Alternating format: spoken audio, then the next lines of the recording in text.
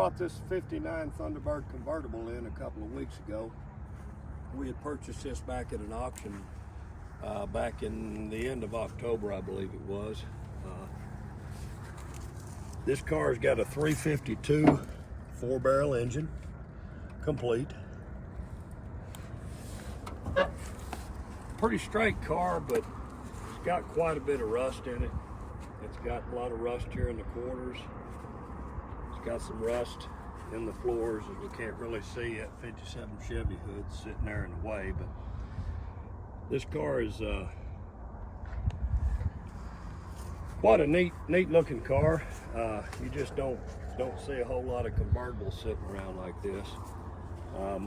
This one could go either way. I mean, it would be a shame to part it, but at the same time, now here's where somebody years ago had cut and scabbed in a quarter panel. I guess at one time this thing must have been hit, and they had replaced the panel, but as you can see over the years, it's gotten the rust in it again, and really needs a lot of repair work.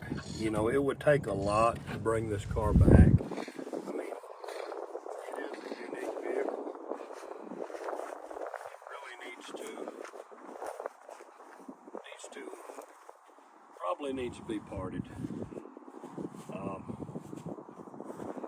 I think it's probably holds a little more parts value than it does as a complete vehicle. But if some of you guys are interested in it as a complete car, we would also sell it that way as well. But I will say it's not going to be scrap price. Now this Thunderbird over here is a 1961 model. Now, under the hood of this one, we also have a complete, this is an FE block, but it's a 390. 61 was the first year of the 390. This is the first year of what they call the bullet birds. So they carried this body style from 61 to 63, for those of you that don't know. This car here is also pretty rough around the edges. The floor is remarkably fairly solid in this one. We've got some extra parts laying in it at the moment, but it is a complete car. But it has some damage, such as this up here on the cowl, which is pretty rough.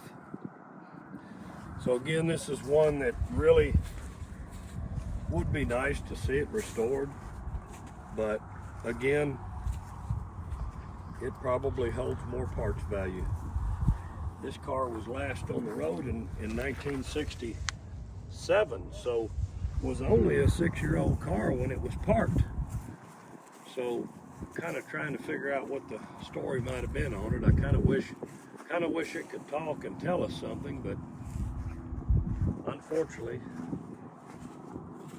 they just don't do that.